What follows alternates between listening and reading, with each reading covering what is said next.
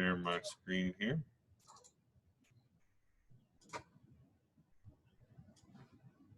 All right. So the precipitation reactions form a precipitate in the little image here. This is image of lead iodide forming. This is a common demonstration. If we were together, I would do this one or something similar to it. It's called the golden rain reaction. As you can see, you get this gold-colored precipitate that's generated during the reaction. And so when we make a precipitate, a precipitate is some insoluble, right? So it doesn't dissolve, solid, that's produced or that separates out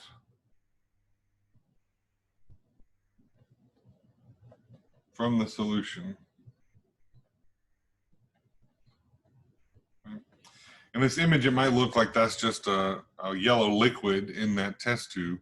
In reality, what's happening is as soon as these two chemicals are mixed, they make this very, very fine crystals, these fine granules of lead iodide, and that lead iodide has that yellow color. So that's a solid that's in there. If we sort of had a timeline of these photos, you'd see those yellow particles settle to the bottom since they're solid. And so the way we would do a reaction like this would be to have lead in some form that's not iodide, maybe some lead-2 nitrate. And like I said, we're going to start using these state indicators, right? These indicate what state our compounds are in. So aqueous, remember, means dissolved in water. And we're going to react it with iodide somehow. So let's say we use potassium iodide, also going to be aqueous. That's going to give us some lead-2 iodide. We've already said that that's a precipitate, so that's a solid. And then what's our other compound, right? We have switched lead nitrate for lead iodide. So what's going to happen? What's the other compound going to be? Potassium nitrate. That's it, potassium nitrate.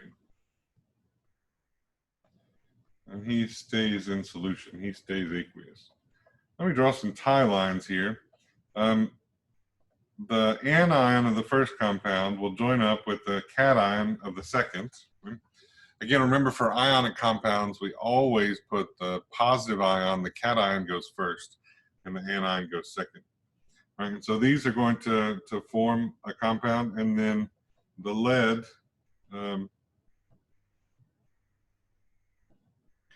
is going to react with the iodide, and they're going to form another compound.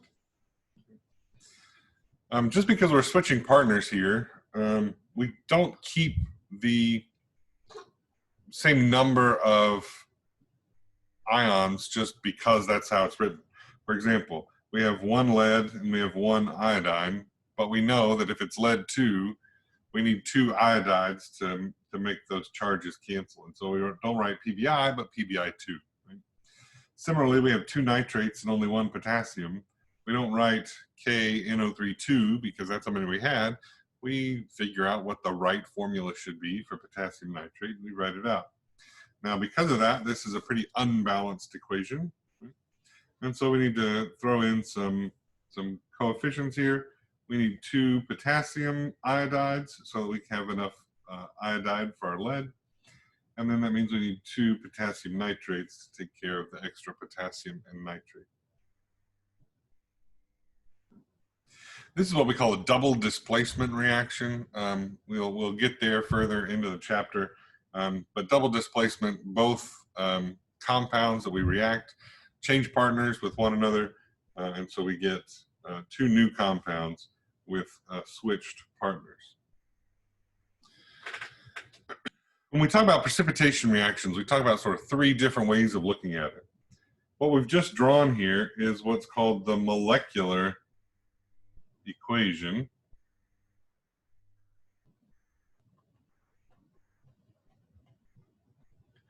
even though these aren't molecules, that's what we call it. But that's all of the pieces that are actually together. Right? We talked a little bit in the lab yesterday about how if it says aqueous, then it's really not just lead nitrate. Those things break apart into their ions. And so what's the charge on lead? If we were going to break these apart into ions, what's the charge on the lead? +2. That's right. I'm going to write 2 plus. Again, I don't really care if you do +2 or 2 plus. I know Alex prefers the 2 plus. Right? So we have lead 2 plus. We have nitrate. How many nitrate ions do we have? 2. 2, that's right. We look at that subscript there, and we know that we have 2 nitrate ions.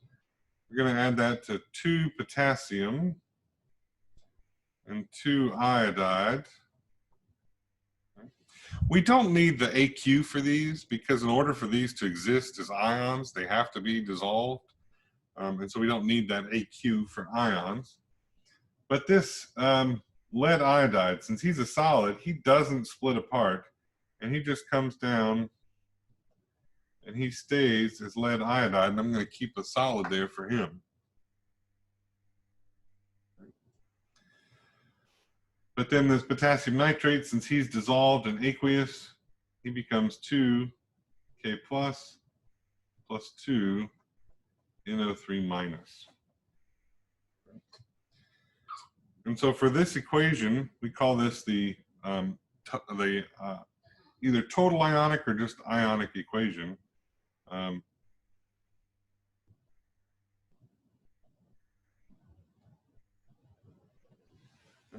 We essentially take everything that's an ion and write it as an ion.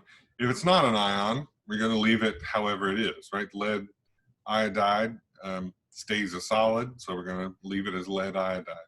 If we had water being produced, for example, water's a liquid, we're going to leave it as H2O with a little L for liquid. Okay. All right, so what do you notice about this equation? How can we simplify what we have here?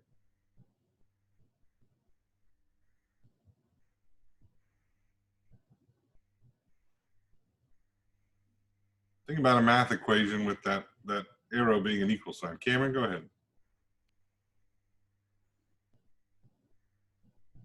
The precipitate would be the product, and then the reactants would just be PB plus I. That's right. So we have some of these things that exist on both sides of that equal sign, both sides of that reaction arrow. And so what we can do is we can just cancel those out, right? This and this cancel because they're on both sides of our equation. The nitrates cancel because they're on both sides of the equation. Now, that doesn't mean they disappear, right? They still exist, but are they really doing anything in that equation because they're in that reaction? They're on both sides of the equation in exactly the same state. They don't really participate. And so if we were going to simplify this a little bit, we could say that PB 2 plus reacts with 2 I minus to give us PB I2 solid. This is showing us exactly what's happening because the potassium and the nitrate aren't really reacting. We don't really care what they're doing. And so we can leave them out of the equation. We call this the net ionic equation.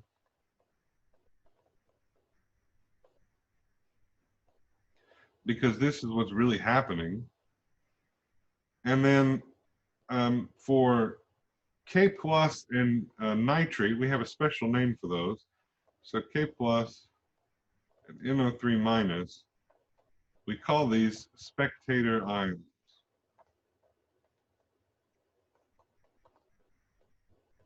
Okay. They're just watching the reaction take place, right? They're not actually doing much of anything. They're just in solution, watching it all go down. And so they're spectator ions. Okay.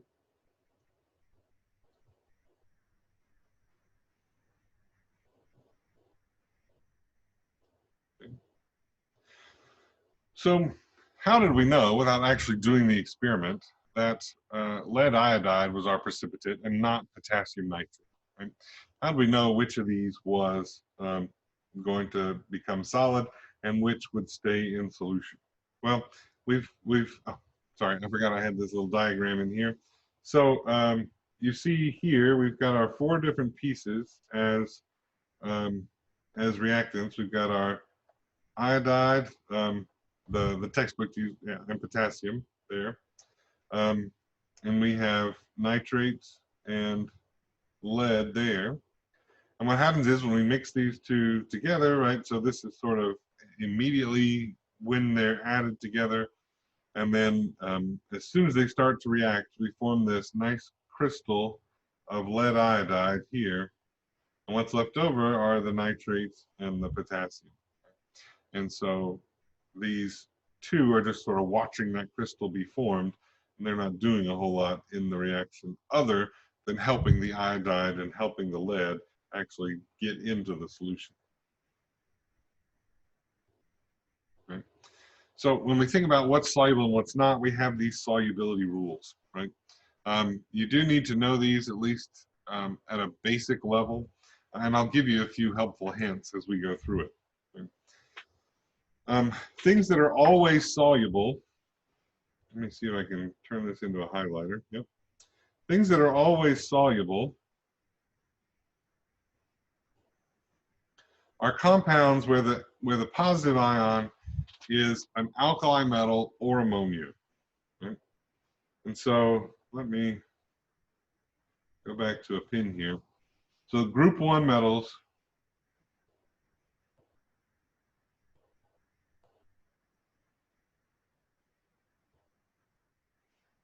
and ammonium, NH4+, are always soluble. Right? So if we've got something with lithium plus, potassium plus, sodium plus, all of those group 1 metals, those alkali metal ions, it's always going to be soluble. Okay. Another point here. Always soluble are these 5 anions. Right? So not that different. We still have a small set, but it's not as easy to remember them. And so these 5 are always soluble.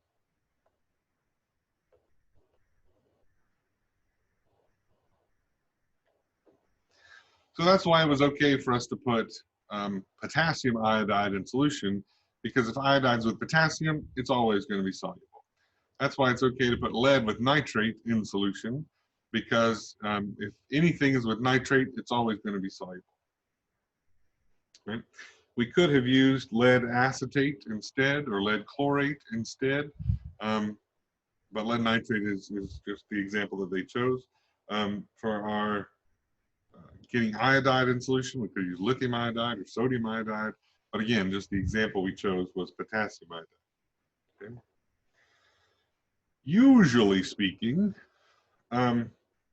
they're all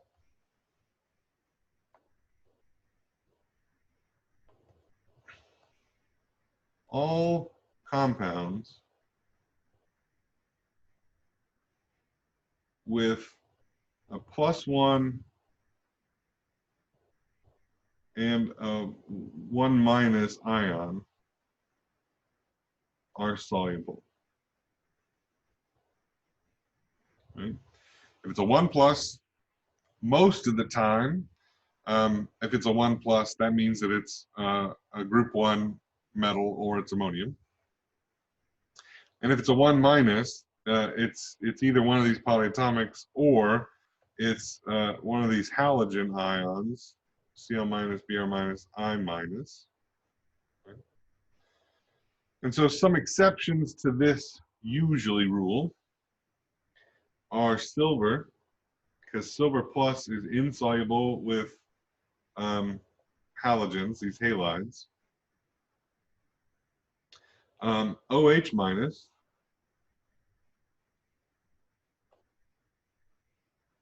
right? These are our 2 singly charged ions that generally are not soluble, right? Silver is pretty insoluble with chlorine, bromine, iodide, and hydroxide is usually insoluble, again, except if it's with an alkali metal ion, right? Because alkali metals are always soluble. NaOH, LiOH, KOH, going to be soluble, going to dissolve. Right?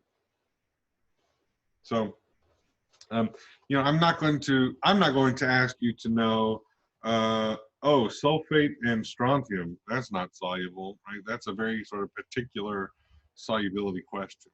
I'm not going to ask you to know barium hydroxide because, again, that's a very particular question. But these generally soluble things are more what I'm looking at, with the exception of silver plus and OH minus. Right? Again, usually multiply charged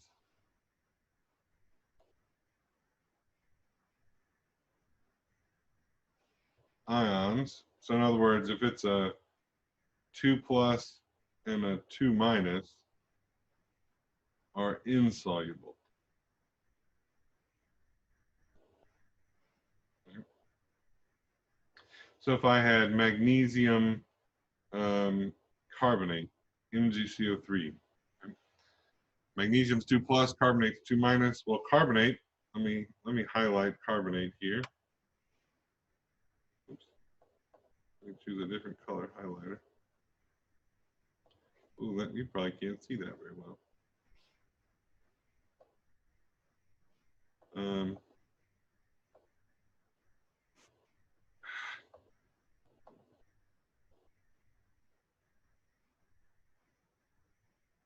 These doubly charged anions, carbonate, phosphate, chromate, and sulfide, are always going to be insoluble, right? So these three highlighted ones are good ones to know. And then these two rules that usually all compounds that are plus or minus 1 are going to be soluble, and all compounds that are plus or minus 2 or greater, so a plus 2 and a minus 3, for example, probably going to be insoluble.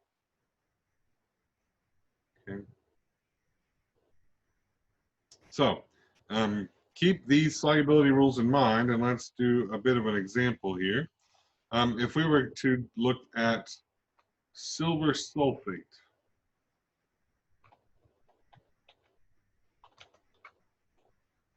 Insoluble. absolutely. So sulfate is a 2 minus. Oops. Silver is a 1 plus. But that silver, remember, is one of our exceptions. He's not hugely soluble. So this guy, insoluble.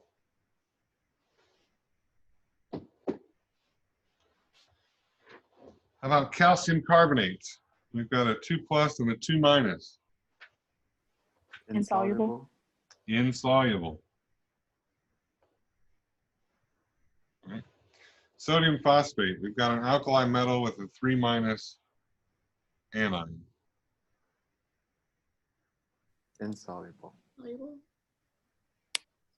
Yeah, so remember, alkali metals, that group 1, are always soluble no matter who they're paired up with. And so this guy is going to be soluble.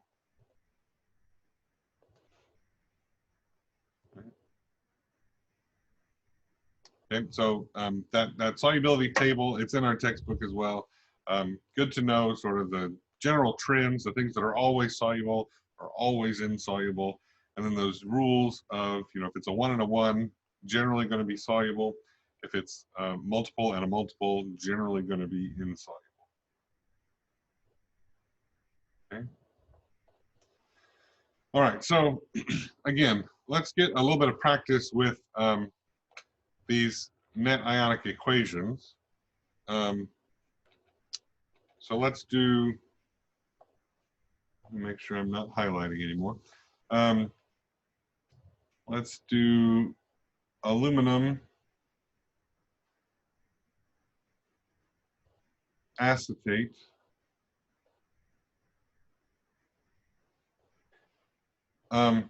There are a lot of ways to write acetate. CH3CO2 is one.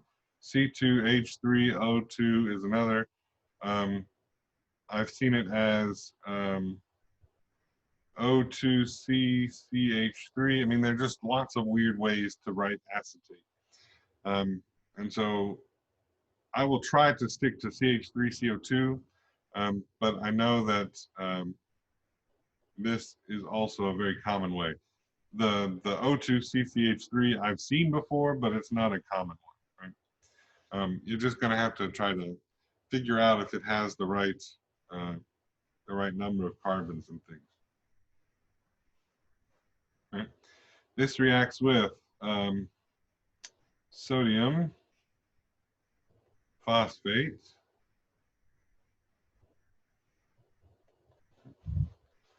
What are my products going to be?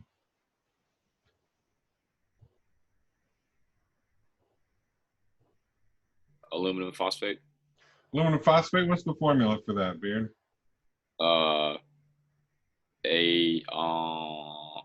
Is it AlPO4? Just straight it. out. That's it. Aluminum is a 3+, phosphate is a 3-, and so it's just AlPO4. What's our other product going to be?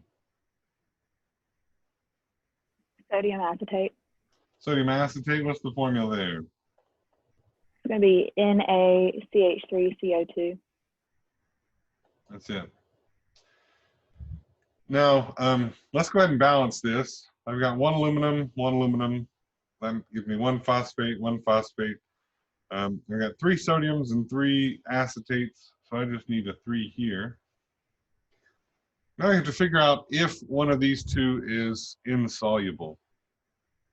Right? Based on our rules, is aluminum phosphate or sodium acetate insoluble? I see you nodding your head, Beard. Which one? Wouldn't the aluminum phosphate be insoluble? Absolutely.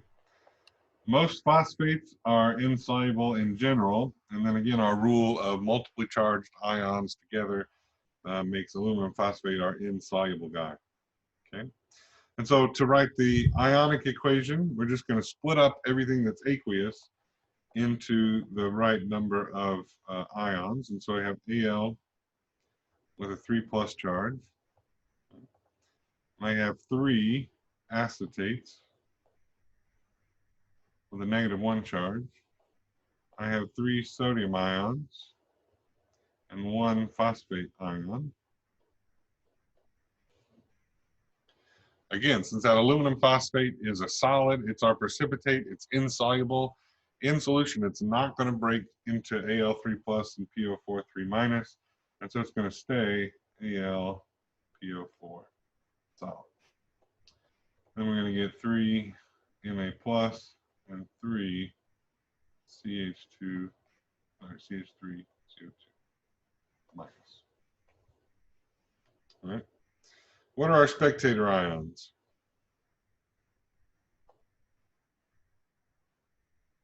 Acetate. Acetate, sodium. Yep, acetate and sodium. Absolutely. And so then we can write our net ionic equation.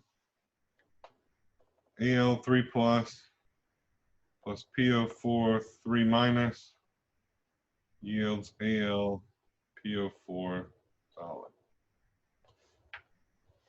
Right. As always, it's good to check our work. The suggestion in the text is to make sure that the charges and the number of atoms all balance, right? This is the first time that we've really written equations that have ions as part of it. Usually they're paired up with a positive ion and a negative ion are paired up together. And so we don't have to worry about the charges matching. But if we look, we have 3 pluses and 3 minuses on the left, and so that's a total charge of 0. And we have no charges on the right, so that's also a total charge of 0. So we'll make sure that our charges are balanced, yes. And we have 1 aluminum, 1 phosphorus, 4 oxygen. Our atoms are balanced as well. Right? So that's always a good check once you get to the end, just to make sure you've done everything correctly. All right. Questions on writing these net ionic equations, identifying spectator ions? Okay. There's some good practice in Alex about that. For now, let's do a quick example, and then we'll move on to acids and bases. So net ionic equation for potassium phosphate. And, oops. If it tells us it's a solution like this, then we know that it's aqueous plus calcium nitrate. What are our two products going to be?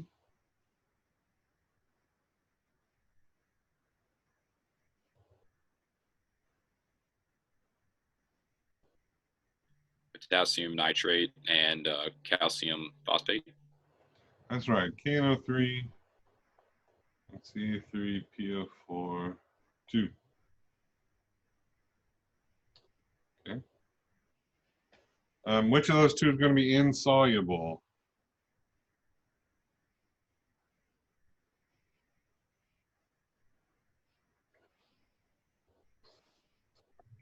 The calcium phosphate. Absolutely, that's our solid. Leaving KNO3 as our aqueous. So now we just have to balance. We need 3 of these guys, 6 of those, 2 of those. Okay. Unless a question asks for it specifically, right? We can probably just write the net ionic equation without going through the total ionic equation. We know that our product is going to be our insoluble guy, Ca3PO4 2, solid. And what ions do we need to make that? Well, we need 3 calcium plus and 2 PO4 3 minus.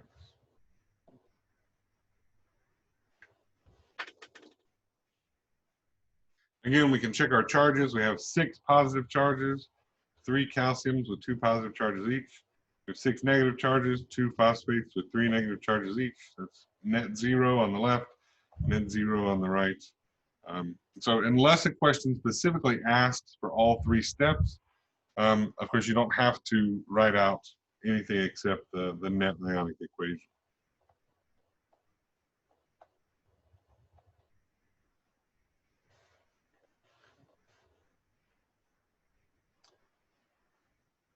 All right, so acids and bases. That's the second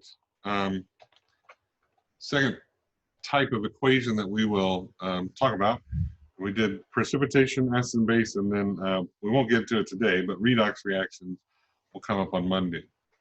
And so some properties of acids in particular. If you've ever eaten a lemon, you've had a little citric acid. What's the flavor of acid? Vinegar. Sour. Yeah, absolutely. And so acids have a sour taste. Not that we'll taste any in lab, but acids generally have a sour taste. Think vinegar, think lemon juice. Oftentimes, acids can react with metals, as you see here.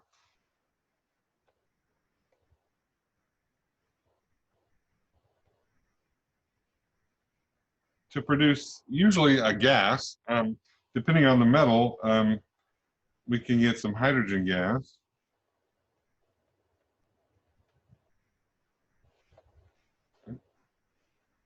And so if we have an acid, HCl is a good example. And he reacts with zinc, solid zinc. We're going to change, this is what we call a single displacement. Again, we'll talk a little bit more about this later. But a single displacement, does zinc make a positive ion or a negative ion?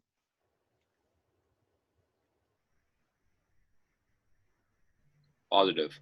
That's right, he's a metal, he's going to make a positive ion, and so he's going to displace the hydrogen, the positive ion, from our HCl. So we're going to end up with zinc chloride, aqueous, and some hydrogen gas.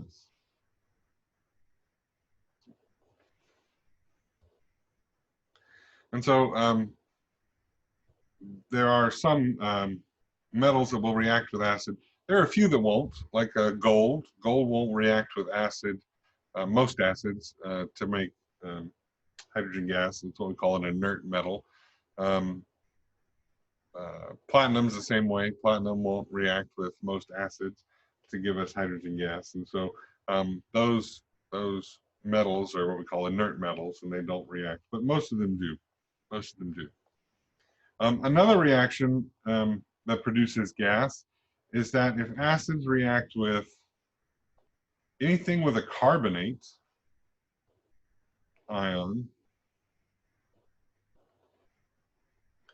will produce CO2 gas. And so again, I'm just going to use HCl as our example, and calcium carbonate as our carbonate compound, right? So calcium carbonate not soluble, so he stays a solid. Again, we're going to switch our positive ions and our negative ions. We're going to get H2CO3, and we're going to get CaCl2. Now this is aqueous because he's with a halide. Usually the halogen ions are soluble. But what's going to happen with this is he's going to react very quickly. And he's going to make CO2. And what's left over after we pull CO2 out of there? H2O. Right. Yeah, that's right. So oftentimes, anytime we react an acid with a carbonate, we're going to get CO2 out, but we're also going to get a little water.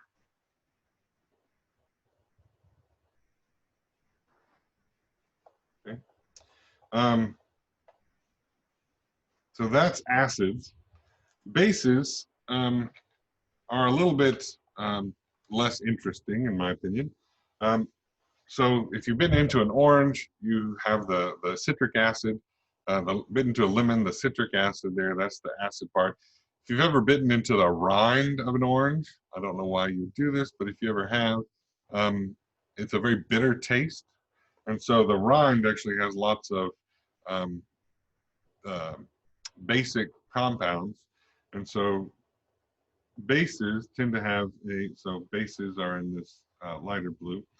Bases have a bitter taste.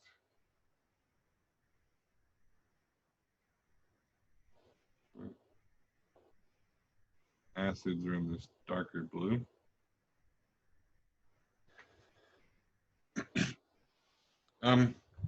Lots of soaps contain base, and so you know, if you've ever felt like a glass cleaner like Windex, right?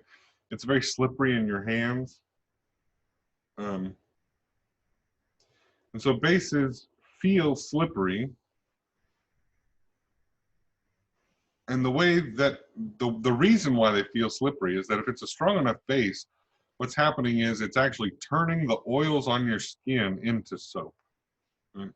And of course, that soap is a slippery substance.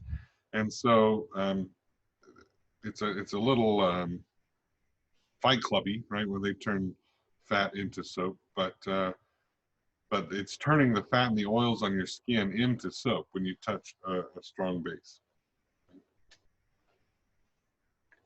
And really, those are the only two major characteristics for bases. They don't react quite as violently as acids do.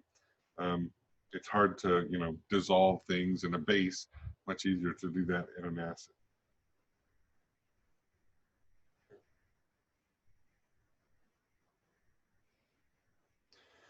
So let's talk about two different definitions of acids and bases, and then we should probably call it a day.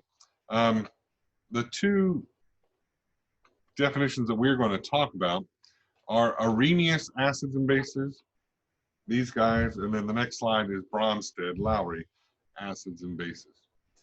For Arrhenius, it's a relatively simple definition. The only thing that we care about is that we're making this H3O plus compound when dissolved in water. And so areneous acids produce H plus or H3O plus. We think about these interchangeably. These two things are the same in chemists' minds when dissolved in water.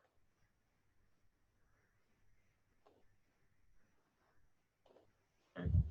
So we react an acid with water, we get H3O plus out, and whatever the anion is of that acid. This H3O plus is called hydronium.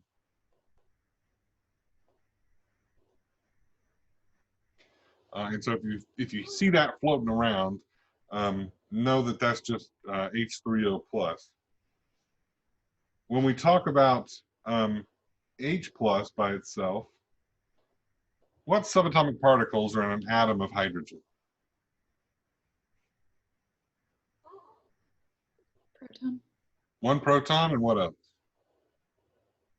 In an atom of hydrogen, not in an ion. 1 electron. One electron, one of each, right? And so if we have H plus and we pull off that electron, the only thing that it's left is a proton, right? There's no other electrons. It's just this T90 proton. It's just the nucleus left over. And so when we talk about H plus, we talk about him as being a proton. And of course, H3O plus being hydronium. Okay. So acids produce a proton or acids produce hydronium when dissolved in water. Bases, and under the Arrhenius definition, bases produce OH minus when dissolved in water.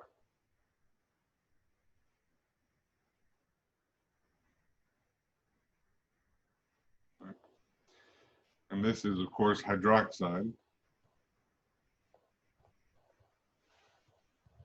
And so these are sort of limiting definitions, right? Because we have to react it with water. Well, what if we don't want our acid to be in water? Right? What if we want it to be dissolved in alcohol, for example? Maybe I have a reason for doing that. And so a more broader way of thinking about things, a more inclusive way of thinking about things, is looking at it from the perspective of Bronsted. Bronsted-Lowry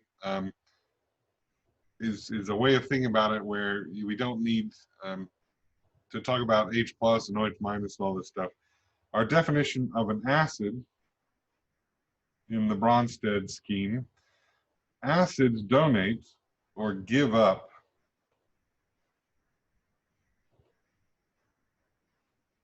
a proton.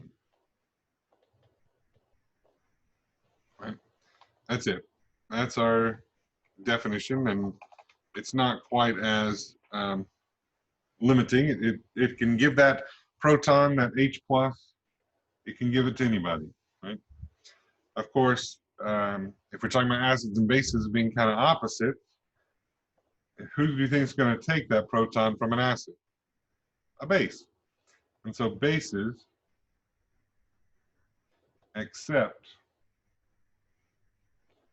protons, or a proton.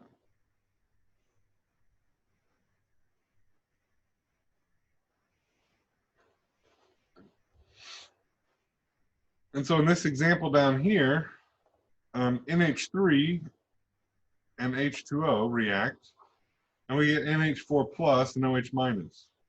Hopefully it's easy for you to see that going from H2O to OH minus gets rid of an H plus. And so water is behaving as the acid there. Going from NH3 to NH4 plus is adding an H plus. And so NH3 is behaving like the base there. And so from here to here, right, the base gains H plus.